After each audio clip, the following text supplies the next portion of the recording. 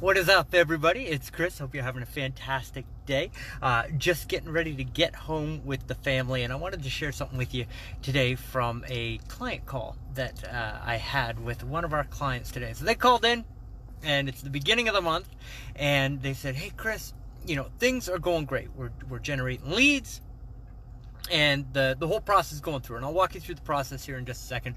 But they said, I want to switch it up. I want to go try the chatbot campaign as opposed to the survey campaign that they're in right now. And so I started to dig into it with the client to see really what the objection was. Why really do they want to change the campaign? So I said, okay, well, tell me about what's happening right now and what's the process. So we're managing all of their advertising for them. So we're running their Facebook ads and their Instagram ads. And what we're doing is we're providing value to people. So we're saying, hey, if you've got an offer from the bank or you have an offer from another mortgage professional, what we can do is we can check that and make sure that you're getting the right offer. We have another ad set that we're targeting people on that's basically saying, hey, if you're interested in getting a mortgage, what we can do is let you know how much you qualify for, what rate you can expect to pay.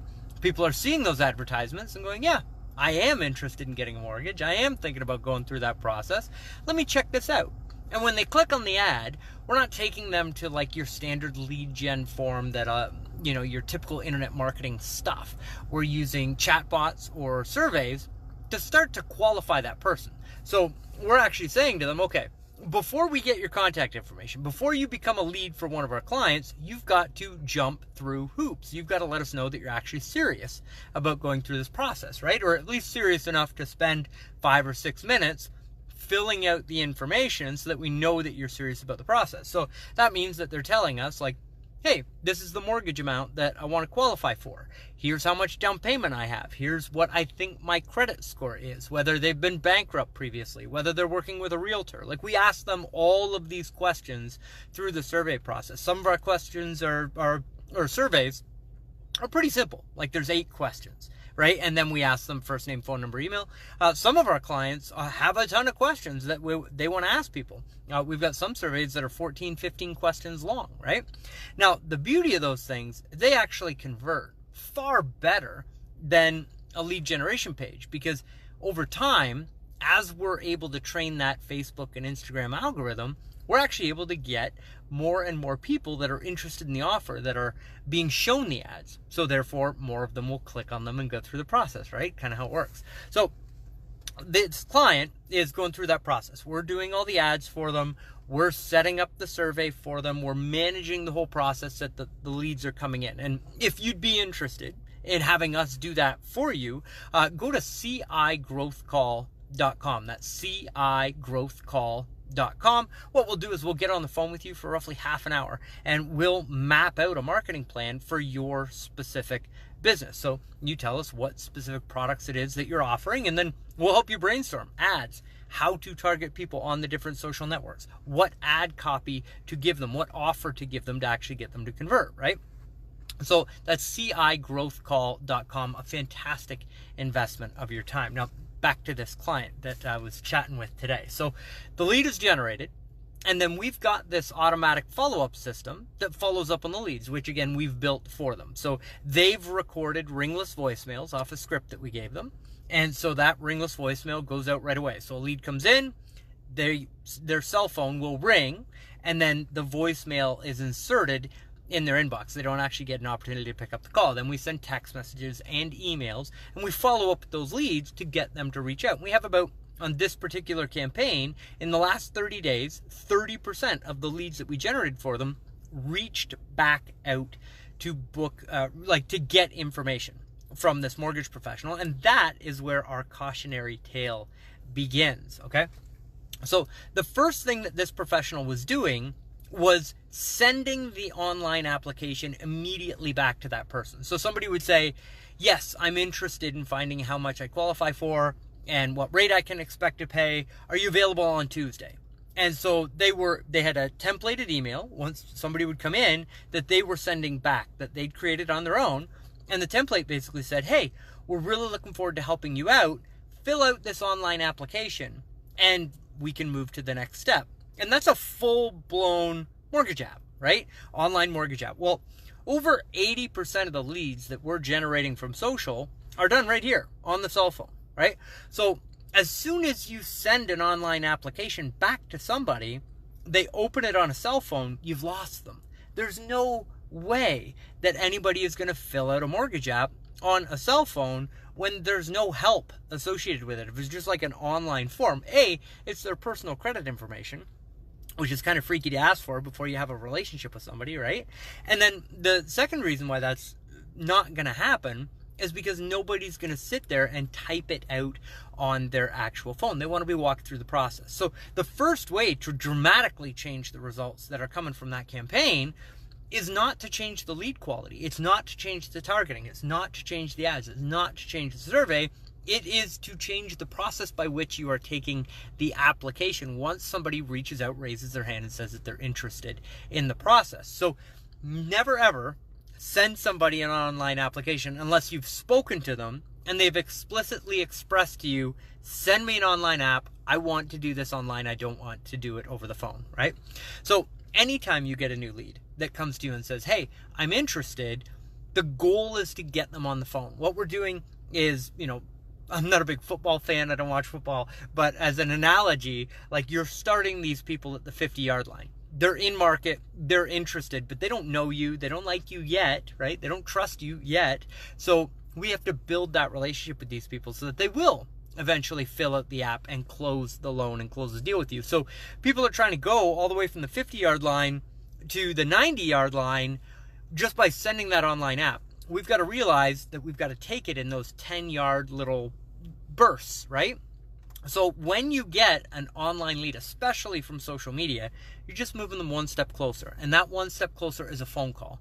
Then you qualify the lead as fast as you possibly can, and then move to the next step, which is after they're qualified, you know how soon they're looking to borrow or get the loan.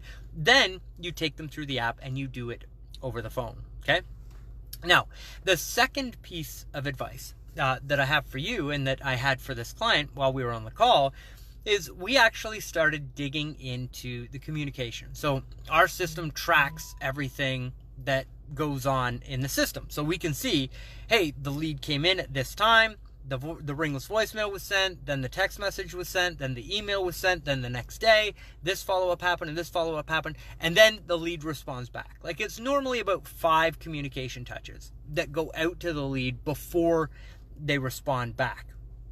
And in many cases, in this particular client account, it was anywhere from 4 to 6 to sometimes the next day before they would reach back out to that person. And again, then they were reaching back out with, okay, fill out this online application.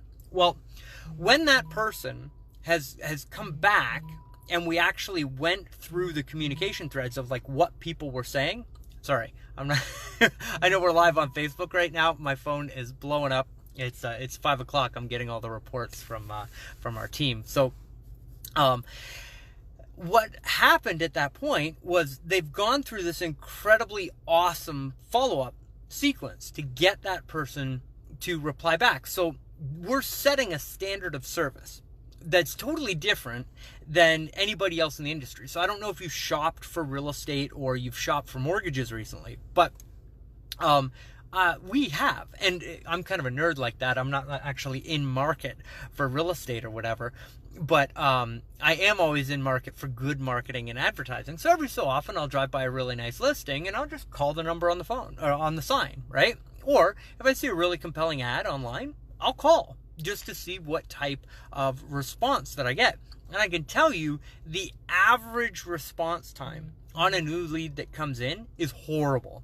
Even worse, I've called on, so to give you an example of when we were in California, I called 5 specific listings while we were in California. Can anybody guess how many calls I got back from calling 5 listings in Southern California, which aren't the cheapest real estate out there in the world? So just to shorten this for you, because your time is important, out of 5 calls that I made, I only got 1 call back. And your clients are going through similar processes. It's the same in the GTA. Same. I mean, we're in, multiple offer situations basically across the United States and Canada, right? So, these people are getting bad customer service. And when they're filling out lead forms and when they're submitting information to get information from companies, people aren't calling them back right away. So when they come through one of our funnels that we've architected for our clients, they get follow-up right away. And then continued follow-up, offering them what it is that they wanted, which is a phenomenal brand experience for your brand. Then they're reaching back out, and all of a sudden there's this long lag time. And they start to think, wait a minute, why was the follow-up so awesome in the beginning and now it's dropped off? Are they too busy? Is my level of service as a customer, is it going to suffer now? Is there something going on in the company? So you have to make sure that when that new lead comes in, you have a priority sequence. You have somebody in your business that is responsible for getting back to that lead. And if that's you, that's okay. But you need to have on your phone a standard response. Like, I'm currently in a meeting right now, but your business is important to me, and I'll reach back out as soon as I have time this afternoon. Alternatively, you can call this person to get help. You've got to be able to give that person a real-time response. Most of the leads and most of the communication that we're seeing on our client accounts, and specifically on this client account, is these people were becoming leads in the morning. So they were getting to work at like 10 a.m. They're on Facebook surfing. They've found a house over the weekend that they're actually interested in getting information from. And then they're reaching out to this mortgage professional looking for an appointment that afternoon, right?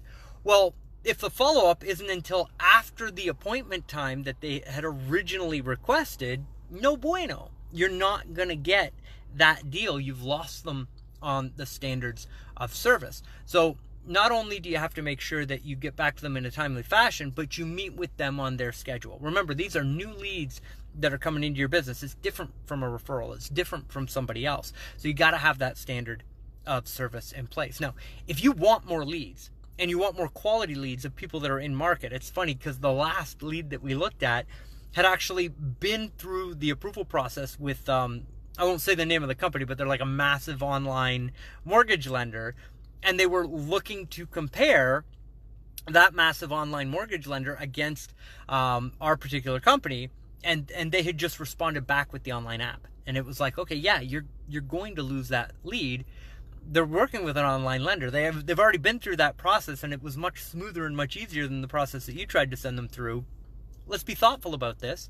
Give them the thing that makes you unique. Service. The amazing, amazing service that you give to your clients and customers. It makes all of the difference. So if you want those quality leads and you want the whole process managed for you so that you can just spend your time working the leads, go to cigrowthcall.com.